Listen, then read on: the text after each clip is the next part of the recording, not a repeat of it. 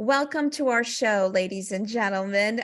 We have a wonderful show here today for you, and our wonderful guest, Joy Loverde, has joined us for an informative segment about who will take care of me when I'm old. Joy has a reputation for being a path carver and visionary. She is a keynote speaker and best-selling author of the Complete Eldercare Planner and Who Will Take Care of Me When I Am Old. Please help join me. Welcome Joy into our program. Welcome, Joy. Thank you so much for having me, Anne. What a pleasure to have you here. This is such a compelling and interesting topic, not only for our listeners, but of course, I think in a time with post-COVID, during COVID, and all of the transitions that are taking place within our world, and so many individuals as they transition, downsize, take care of loved ones, family members, this is a very, very important topic. How did you get into this, Joy? Well, I got into it a very long time ago. I was a high school student visiting nursing home residents because I was a volunteer at my all-girls high school. And I was 14 and I looked around the room and I said, how come nobody else is here visiting the people who live here? And I thought that because there was such a lack of interaction, that my first book, The Complete Eldercare Planner, would get people to start talking to each other within the family. You know, I come from a big Italian family where everybody talks and everybody's business is everybody's, right? Right. It's not that way for many families. And so my goal very early on was to get people to start talking about the future and creating a quality of life. It is such an important subject. Thank you for broaching this and tackling this and putting it down on paper and within a book. So kick us off with what you believe, what you think is important within the world of making a transition. Transitions are manageable. People don't realize that. They don't come out of nowhere. We've been in transition all our lives.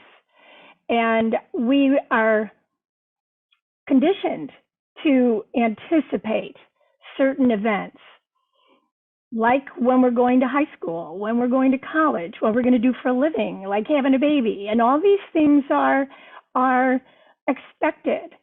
And then it just seems like it stops. That people don't keep talking about the transitions that are related to growing older. Now, what's really important about all this is the fact that we are all growing older together. That's what's really important. That's what's new in this century. And I think that's what I hear most from families, individuals, right? You hit it right on, you hit the nail on the head with sharing that not having a specific guideline as to the timeline, right? Not having a specific timeline for a transition in life or making those decisions really creates anxiety for some individuals, uncertainty, right? They don't know when the right time might be for them to pull the trigger and to make those difficult lifetime decisions, right, of transitioning. And it's a very important subject, and one can easily take control of this transition period by pre-planning, by taking some initial steps, right, of preparing for the next chapter. Can you talk us through that? One of the things I hear a lot, Anne, is it's too overwhelming, so I just don't want to do anything. And I understand that because it is overwhelming when you look at the big picture. So one of the things I hear all the time is, where in the world do I start? So I'd like to offer some guidance that will help people get off the fence. Please share. Okay. So there are three things that you could do right now that will make all the difference in the world. The first one is create a financial life with going to a financial planner or making sure that your money house is in order. Right. That's it. Number one, look at your money. You're going to live a long life, hopefully. Number two, where are you going to live? Now that's a big one too, but it is housing with services. So number one, money, number two, housing, and wrapping it up with number three is getting your paperwork in order. Okay, it's very simple. Legal documents that define what it is that you have decided you want to have happen as we go through all the stages in life. So don't you think that money, housing, and legal documents, doesn't it feels good to know, oh, okay, I can do number one. Number one, just do number one, and you've taken care of a lot of problems. Right. The money aspect, once we tackle and feel comfortable with that first aspect, it really opens the doorways to making the transition and considering the different options that are available to individuals. As a real estate planner myself, I work with clients, right, that are trying to figure out how to deal with your step number two, right, from the money aspect, how to monetize their real estate, whether they're going to stay in it, they're going to sell it, to fund it, and deciding whether they're going to transition in place or they're going to transition in a senior community or in an assisted living, or and consider their options and what the financial portfolio, like what the financial circumstances would look like for them and what their options are. You know, Ann, one of the things I tell people who have a house is to seek the advice of people like you, even if they don't intend to sell the real estate right now. This is very valuable information that we can gather because it helps add to the portfolio. A lot of times people think that their property is worth way more or way less. And unless they talk to somebody who knows, they're working in the dark. So I'm always telling people to be proactive, to speak with people, the brokers and the people who have downsized. I love what you do because there's so much money in the collections that people, a lot of us have collections, right? And they're quite valuable. Well, wouldn't they like to know there's a pile of gold in some of these collections, and they could get that information from someone in your position? Thank you so much. And it's so true, right? So the first step you shared was to speak to a financial advisor, right? To put their finances in order. And yet that financial advisor is going to require some information from you. What is the value? How much cash do you have in your accounts? How much stocks do you have? What does your retirement account look like? Then they're going to ask you secondary questions. What is the accurate value of your real estate in today's market? We're in a transitioning market, right? So you want to have up-to-date information that you're working with, and not what I refer to a pie in the sky type of number, because those realistic numbers are going to guide you in your decision-making process, right? Along with the fact that if you have personal assets, if you were to sell everything in your home and you go from a 4,500 square foot home down to a 1,200 square foot condo or facility, what is that going to look like for you, where you can turn those additional assets to additional revenue to help support the next stage in your life? You know, I'd really like to open up this conversation wide open, and here it goes, because nobody ever thinks about this. So you mentioned seeking the advice of professionals. So not only a financial planner, but also an estate planning attorney, and people such as yourself, the real estate broker who knows so much about the value of the home, plus the value of the items in the home. But there's one thing that nobody else thinks about. So let's say you're the person who's really gung-ho on planning, and you do all these things and everything is fine and you have all your ducks in the order. But what about the people who are around you? Have they planned? Here's the problem. Most of the time, they're not necessarily good at planning. So we may be in great shape in all ways, but then somebody out of the blue lands on our doorstep And the first thing they tell you is, and I have no money. I have nothing. And will you please take care of me?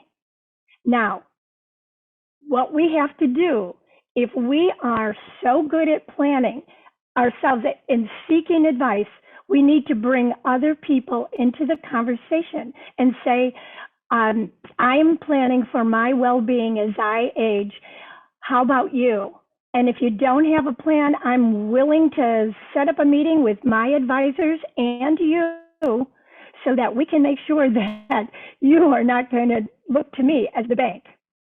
We need to open up the conversation about money and lift the taboo, because it doesn't do us any good if we're in good shape and we get somebody on our doorstep and they have no money. Then how many times, Anne, have you heard about women who are going broke, taking care of parents who are not doing well financially? It's just, if they had time to talk to each other and make a plan, and there are plenty of plans and plenty of resources, they would not be in that position.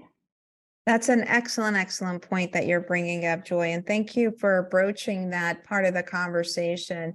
It's really taking a financial responsibility, accountability, having those difficult conversations to not only prepare for your journey, but also to guide others along their journey and exposing them to the professionals that have helped ourselves or others, in making those decisions. I see that you have put together 2 books, right? The Complete Eldercare Planner, as well as Who Will Take Care of Me When I'm Old. Which one do you want to kick off first and talk about? Well, let's do the one that pertains to all of us, and that is the Complete Eldercare Planner. And most people don't think it pertains to them because once their parents are gone and once their grandparents are gone, and they think their caregiving days are over. But it is nothing less than that. It is, the caregiving never ends. So who else do we care about? Spouses, siblings, and our friends. Not to mention our fabulous furry family members, dogs and cats. The caregiving is an amazing phenomenon because of the longevity revolution, the fact that we are all getting old and very old together, which means we're going to be taking care of each other, especially with this caregiver shortage. So let's dive into the Complete Eldercare Planner. Yeah. So when and how should one start to use the planner and to start the planning process, right? Yeah, because again, that's another one. People say, I don't even know where to begin. So I'll just deal with whatever comes up, whatever it is. Yes. So what I mentioned before is the same that applies to caregiving. Look at money first, housing second, and the legal documents third. And that will just calm the waters. You do all 3 of those and you're good to go. And what is the significance of the longevity revolution that you pointed out? Well, the fact that it's not a stretch to live to 90 anymore, and the caregivers are, when I first started in this business, and all the caregivers were in their 40s, and their parents were ancient. They were in their 60s. But what happened is we all got old together, and now we're in our 70s and our 60s, and our parents are in their 80s and 90s. It's, we hear all day long parents and grandparents who are 100 and over. Yeah. So the longevity revolution very clearly is that caregiving never ends. The caregiving never ends. It's a blessed situation to be in, but it's a challenge. It could be a challenging one. But there are emotions, right, that we all go through, whether it's the emotional, the financial, and the time, right? Providing the time, the assistance, emotionally, financially, and really putting all of those ducks, what I call the pyramid, in order. Right. That's why money comes first. Absolutely. Because if you have enough money, you can delegate a lot of the responsibilities that get in the way of having a relationship with the people that we are caring about. So we're doing certain things for them that we're not really good at, kind of gets in the way of being in a relationship with the people that we love so much. So That's why I put money first. Maybe we can delegate some of that, it's That's an easier. excellent point. That's an excellent point. So talk to me about how do we find the care? Where do we go to deal with this care shortage, Oh, resources for finding the right individuals to help us, right, deal with taking care of and assisting loved ones? yeah. We have a caregiver shortage. It didn't start with COVID. It started at least 10 years ago, where people were leaving their jobs to go work for Amazon and Walmart and places where they could get health insurance. So this is not new. Then you add to the fact that we have 77 million boomers coming up the pike, and there just aren't enough people who want these kinds of jobs. So if you're lucky enough to call an agency, a reputable agency, and find people, that's really lucky, because if you call them these days, a lot of them can't find caregivers either. So we can't bank on that. What we have to do is look for different resources. Some of those might be senior centers where there might be some volunteers, our churches and our temples, religious organizations, schools. We've got to think creatively. Both of my books talk extensively about how to find care in these caregiver shortages. Another thing that's important is where you live matters as it relates to where you're going to find care. Now, who are your neighbors? Do you know them? Do you know your parents' neighbors? Can you rely on each other? Can you help each other out? There is Absolutely. And yeah, the community, I was going to point out, really reaching out to individuals within the community. I know each town and town community has their own senior organization. They have lists that you can contact to websites and different organizations that are affiliates, right? That support the community with their services and options. And that is an excellent resource to consider within the town and where you live, as well as your local religious organization, as you pointed out, and really having conversations with friends on social media. Ask, if you're on Facebook, if you're on social media, place a post. Who do you know that I should know? I think that's one of the best questions that we can ask, is to ask for a referral, because having a referral to someone is very different than picking up the phone and making a cold call. But we certainly can do that. I had an email over the weekend from, a family member that was from out of state. They're trying to help an aunt who doesn't have children in our community. And sometimes we do have to reach out and find resources outside of our immediate circle. And there are many options for you, but it's important that you take a look and consider all of them. and do it before you need the help. And do it before you need that. That is really the purpose of why I have our radio show, and why I try to keep our listeners engaged and prepared, provide them the information that they need.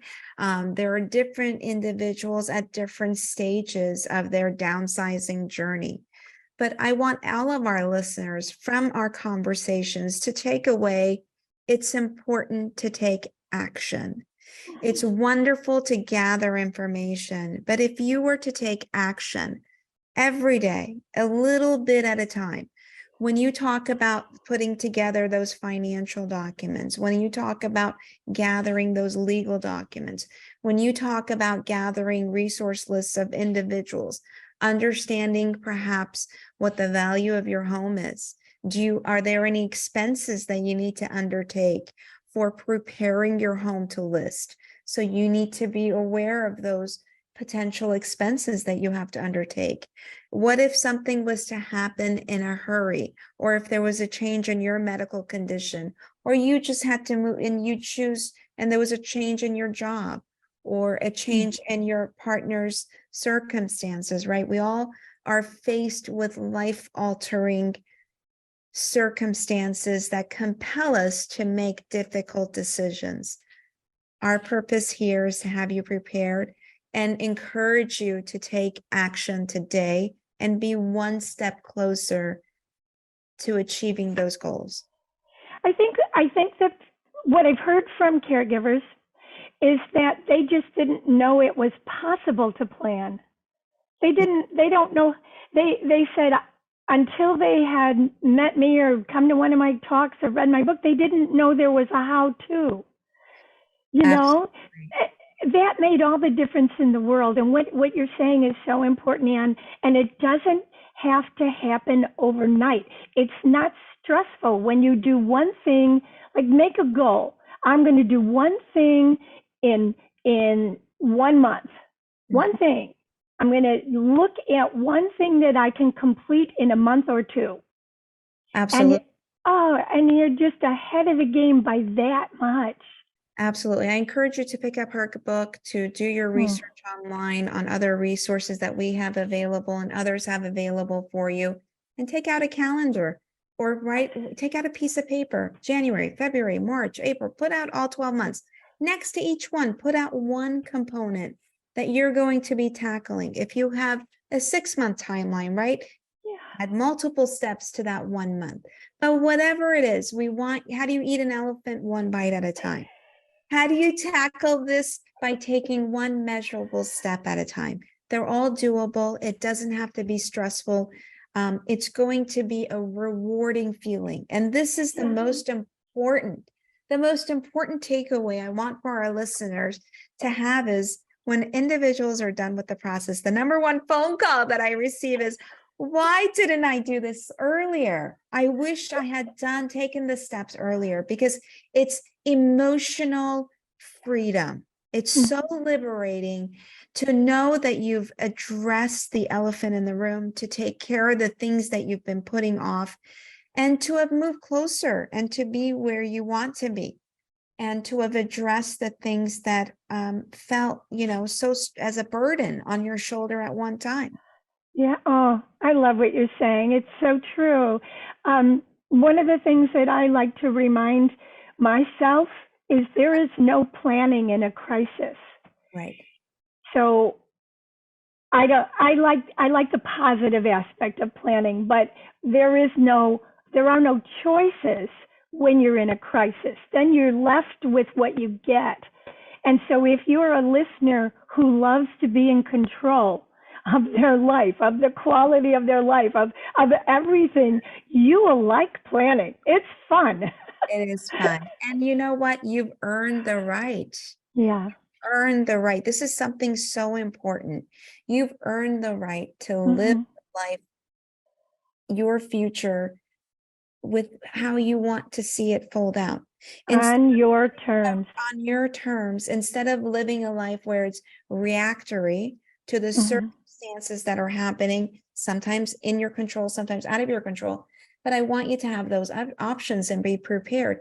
Make the decisions that are important to you. Have it written in a document. Have an attorney prepare the necessary documents.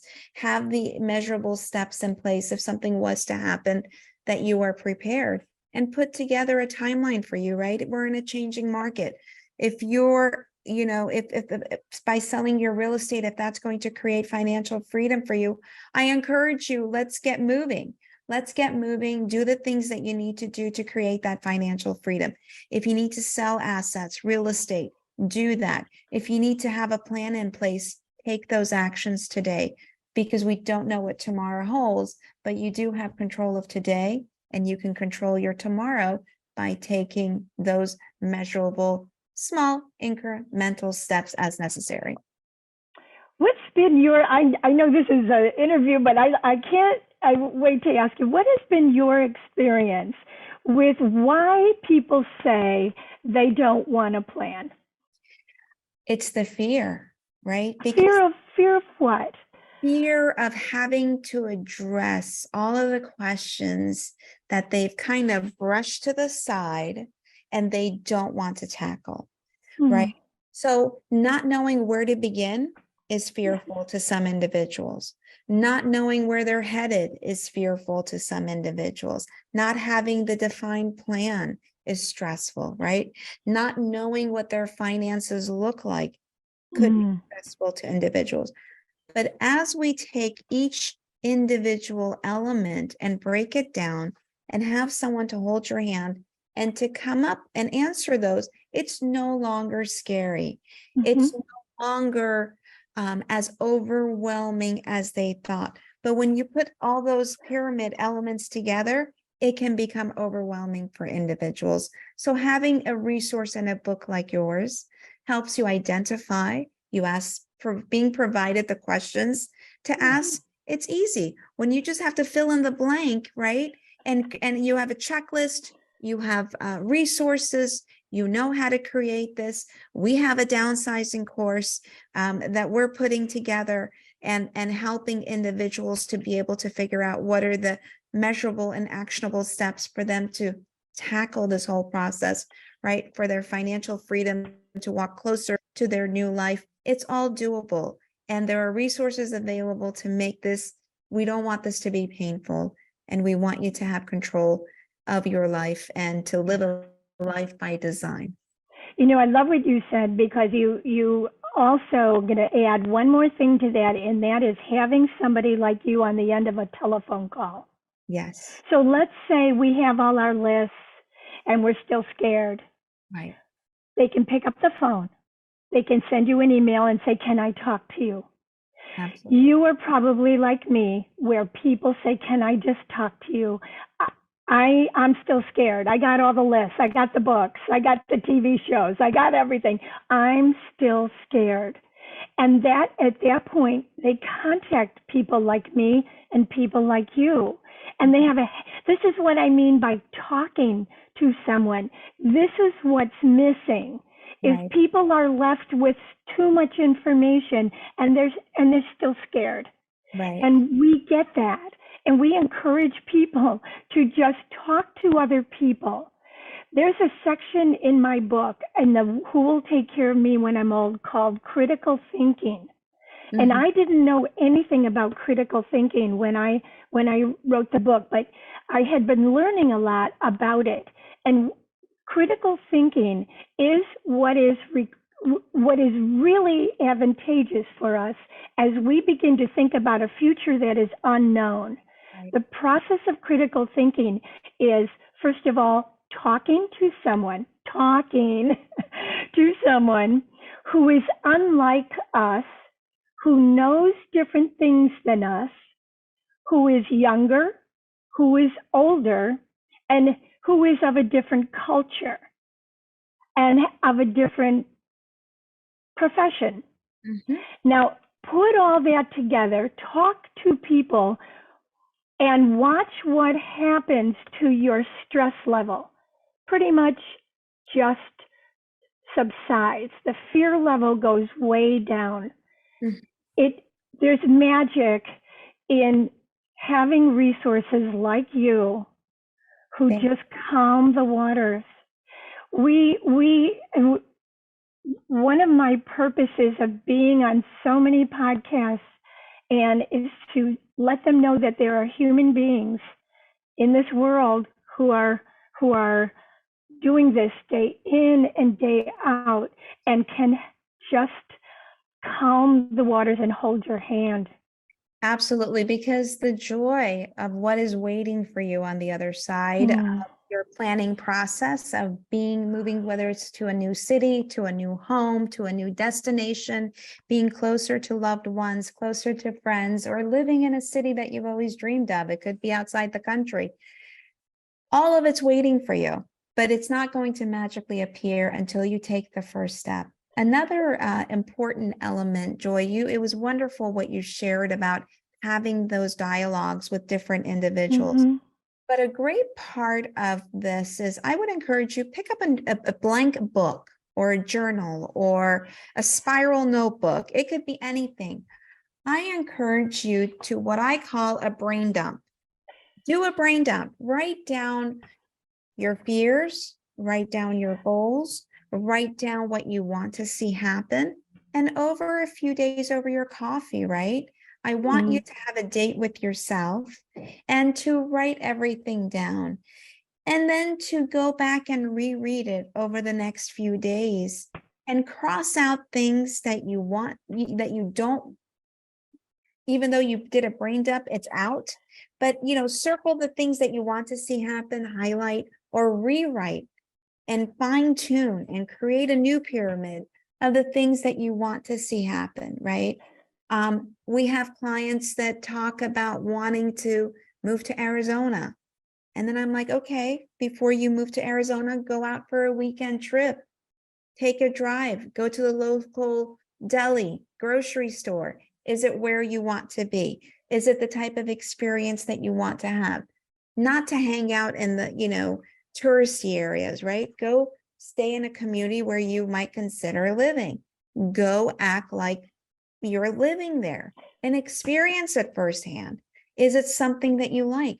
Go in the worst months of the year, not in the best months of the year, and have remorse later on, right? Experience what you want, but create that checklist and see what is it that is important to you, whether it's activities, whether it's a certain destination, whether it's being surrounded by certain individuals, whether it's a type of home, a destination, whatever it is. Boop, brain dump. Do a brain dump, put it down on paper. And as Joy mentioned, have the conversations with different individuals and then come back and reread those notes, reread your list. And guess what? You get to rearrange and reevaluate what you really want. And that's part of the process. Yeah, the underlying theme of this is planning does take time. Yes. It doesn't happen overnight.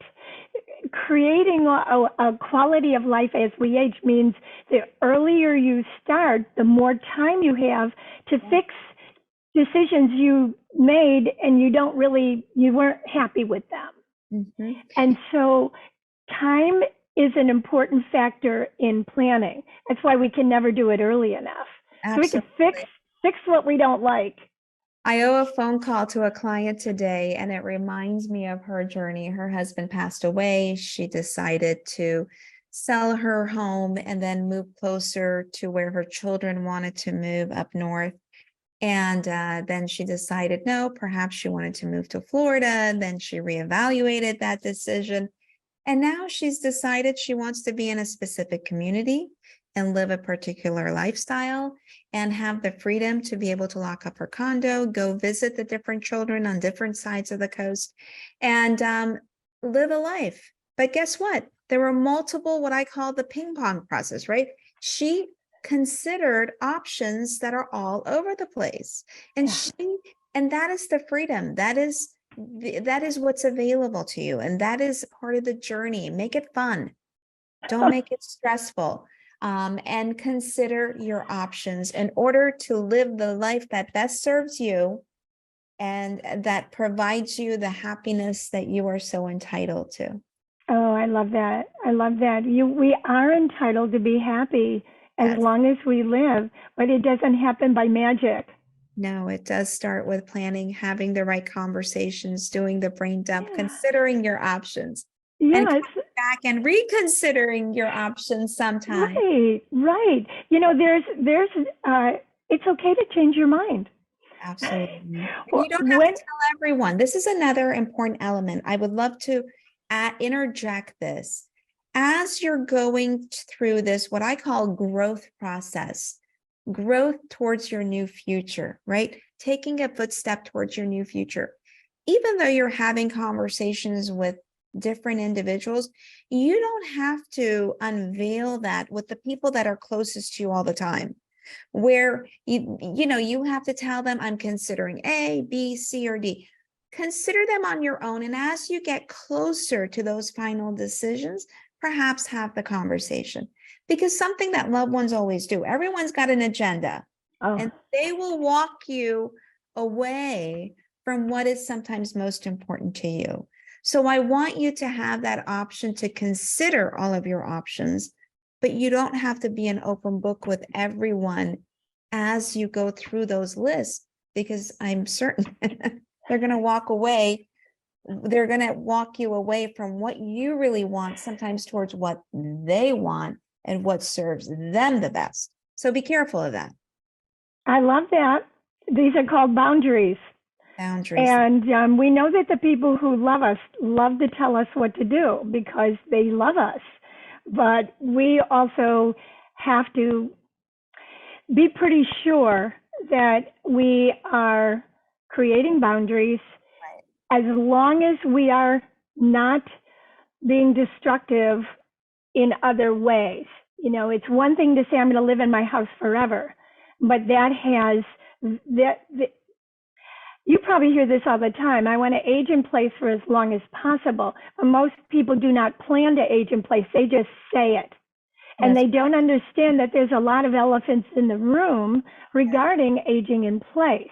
Yes. So if you want to age in place and you want to downsize and age in place, whatever form it takes, you have to plan for that. That doesn't come overnight. There's different things we have to consider. And so I encourage everybody to speak with someone like you to say, okay, if I do want to stay here, Anne, what do I not know that you need to tell me? Absolutely. And again, depending on the type of assets you have, whether you have investment portfolio, real estate portfolio, how to deal with that, right? Working with a real estate planner as myself, and as the downsizing coach, when it comes to the real estate, the personal assets, we can help guide you as to what's going to help create the financial freedom, provide assets and really share assets with loved ones, creating a legacy. That's critically important, how that is achieved and the approach that you take to achieve that legacy. So there are measurable steps or actionable steps that we can guide you on to create that. I had one more question for you in regards to, talk to us about caregiver approach, right? Dealing with responsibilities between younger and older caregivers as we bring them to help us and guide us with those loved ones that we bring them in to help with. So we one of the things that we are not is caregivers should not be glopped into one group.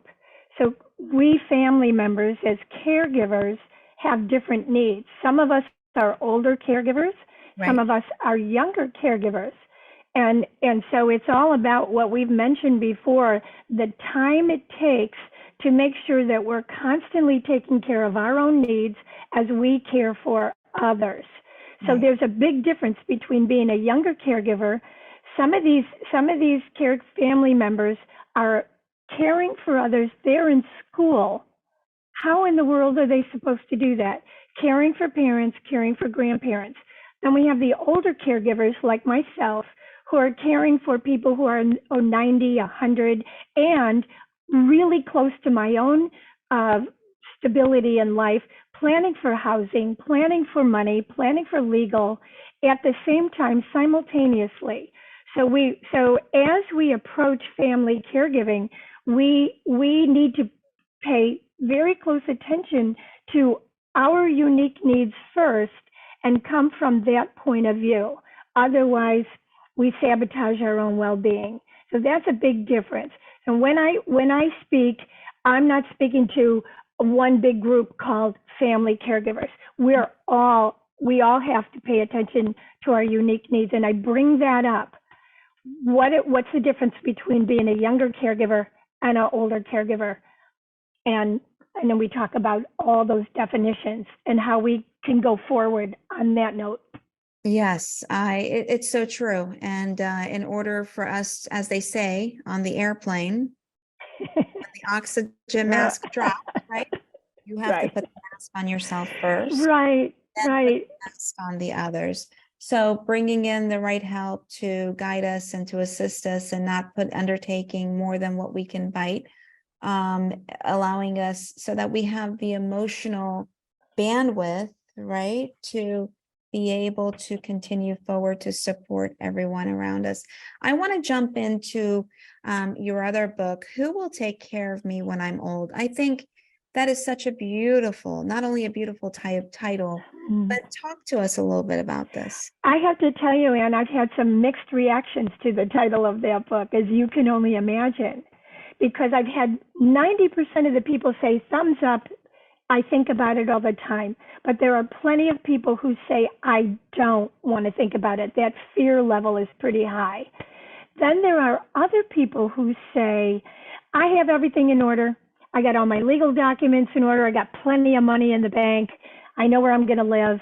And little does that person know that anything can change in a nanosecond. So we never get it all done. And then the last person usually says, well, who are you to tell me I'm going to need care? Right? I eat kale.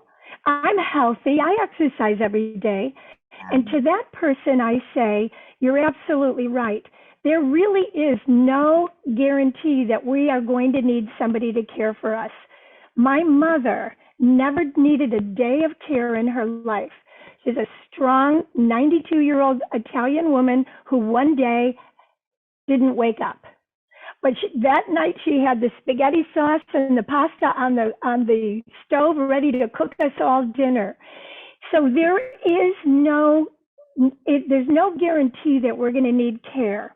But what we are going to need is an emotional and a physical and a social plan. So if we're healthy, great. But what about the rest of our life? So when we say plan for who will take care of me when I'm old, you better believe that the word care has 4 parts. It's physical, intellectual, social, and spiritual. And now you got the right plan to put it all together. It's so true. Being here in Palm Beach, it's incredible. It's so inspiring. It's so inspiring. Wherever I go, we have obviously the broad spectrum of residents and their age groups and their level of social interaction and spiritual interaction. And it's just so wonderful to see the communities that they're engaged with, the support groups that are, whether it's a social club or whether it's a spiritual, group, or whether it's pickleball, or whether it's financial, or whether it's caregivers, right? There are different components to aging, and there are different needs that we have at different times and elements.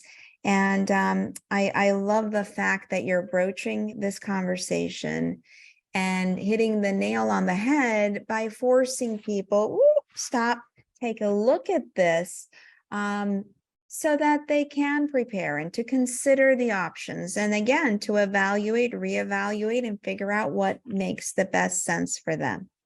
The happiest people I know who are in their 90s, their bodies are falling apart. Their minds and their network of friends, it's the most beautiful thing you ever saw. And they will never live alone. They will never die alone. And they are so happy. And many of them don't have a lot of money, but they have friends. They have a social network. They have people who come in and play Scrabble. I'm going to be playing Scrabble with my 95-year-old neighbor when we get off the call. And we play Scrabble, and he beats me every time. He's so fun. This is what it's all about. So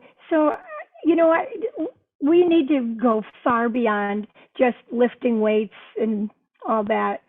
Our social and our spiritual needs are equally important. That's right. Be a hand to a loved one, share, be compassionate in this world, listen, pick up the phone, check in on someone. That is another part of the messaging, right? Be a resource. I absolutely love this. And I love one of the questions that we were going to discuss is, how do you make friends later in life? If somebody moves to a new community, right? This is an interesting subject to broach. Sure. Well, I'm gonna take it from an interesting point of view, and then I mean, there's the obvious ways, right? Take a class, hang out outside more, get out, and all that. Well, one of the things I want to say about friends is I hear very often from women, especially, that when they get sick or they need something, their friends disappear. I'm like, wait, what are you saying? And they say, well, I need help. I need to go to the doctor. Or I need groceries delivered or something. And I call my friends, and they're not available to me. And with that, I say, okay, take a deep breath, and I'm really sorry that's happening. However, we need to evaluate what kind of friend we are to other people.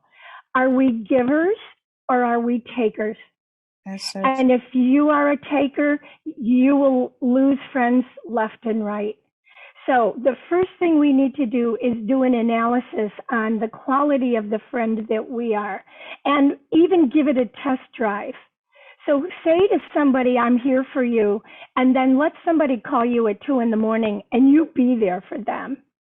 Because in the end, what I know about having many, many old people in my life is it's the friends who come to their aid and sit by their bedside when they need them the most.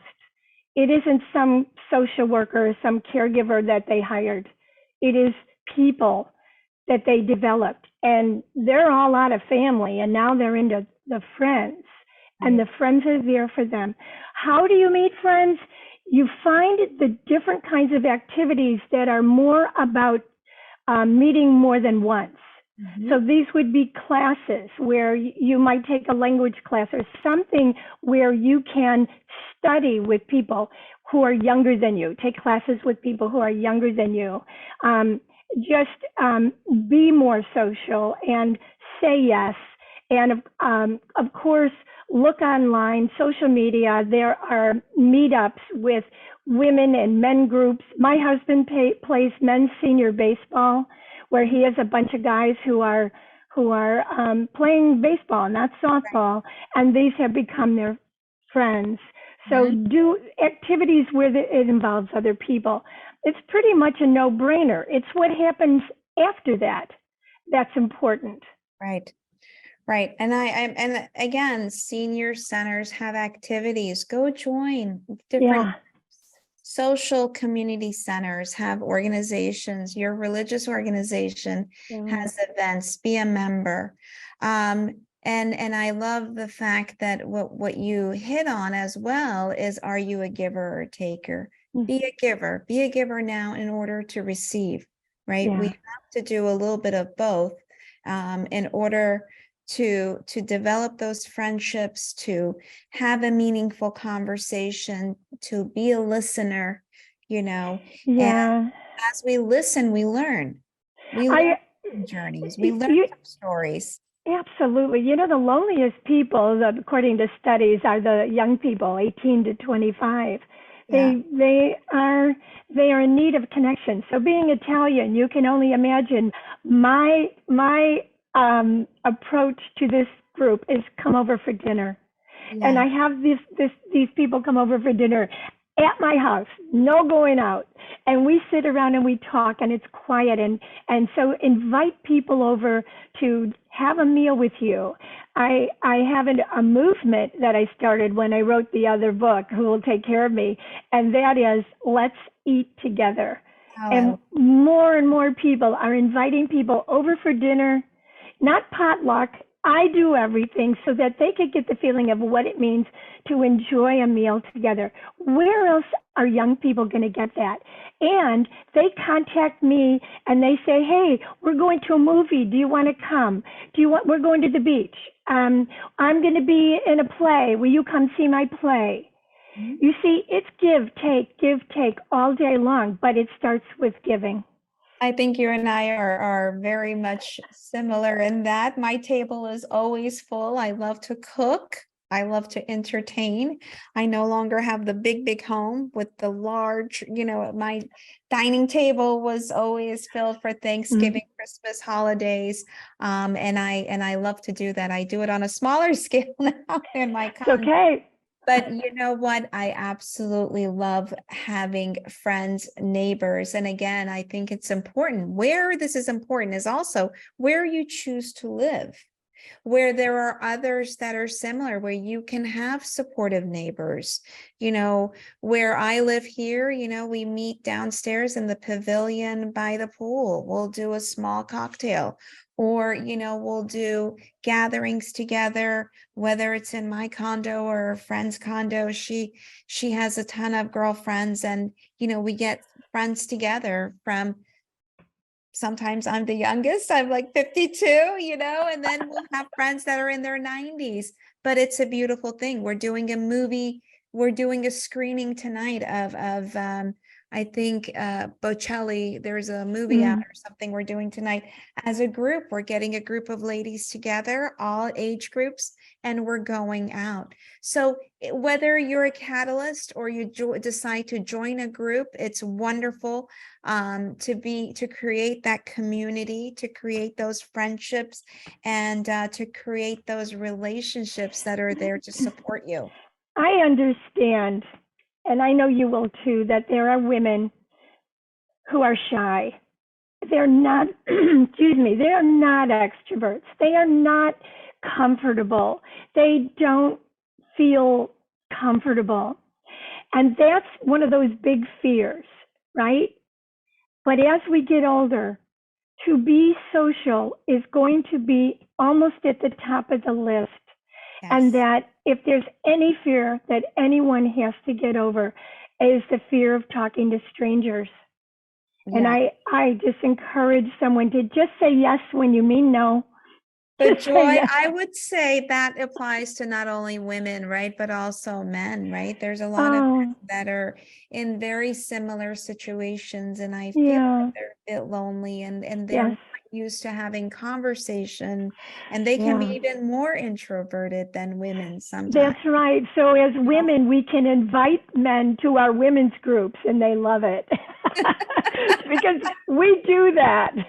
It is so true. It's so true. And our final question for our episode is going to be, most people want to stay in their home for as long as possible. Is that realistic, Joy? It has a shelf life, Anne. It just has a shelf life. I'm not saying it's realistic. It's just that it works until it doesn't. Yeah. And that's why I mentioned that, well, imagine this. If you make that statement, what you're really saying is, okay, I am now the CEO of my house. Yes. I'm in charge of the staff. I'm in charge of all the decisions. I decide what happens. But what happens is, how do we maintain the quality of our decision making? What if the house is falling apart? What if forgetfulness sets in? What if the scammer learns about you being alone and wants to, just help himself online or otherwise? And so many other problems of living alone and aging in place. Yes. So if you're going to age in place, it has some planning to do. It's not impossible. A lot of it has to do with being alone in the house. So you're going to share housing, that has serious problems too, because people come and go. We're going to end up managing every single aspect of being the CEO of your castle. So I outline all of this in my book, and I just keep trying to keep people realistic. Make a plan. Yes. You could do it. Just make a plan to age in place, and you're good to go, right? You're good to go, and be prepared for when it's not going to be, the best decision any longer for you. So you can plan for it. There's a plan B, A, B, C, right, in this transition process. And yes, there is a shelf life to living within your own home until it no longer serves your needs and your health and your safety, right? And your sanity. And your sanity. Isolation, loneliness, you have to manage that too. Absolutely. There's many, many layers to this onion, but it's been a wonderful hour, Joy, to have you here. Joy can be found online. Is there a website that you can, I see here, elderindustry.com. That's it. We'll have all of that listed at the end of our show notes, and at the bottom there for you to click over and connect with Joy. We'll also have resources for you to our site if we can answer or be of service to you, regardless of where you are nationwide. Thank you again for an informative hour. We look forward to staying in touch with you and with our listeners. Whatever choice you make, it's never too late.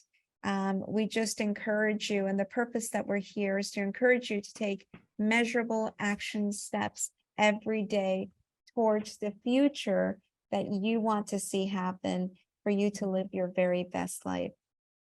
Wishing you all a wonderful, wonderful week. And thank you, Joy, for being here with us. You're very welcome. Thank you. Bye-bye.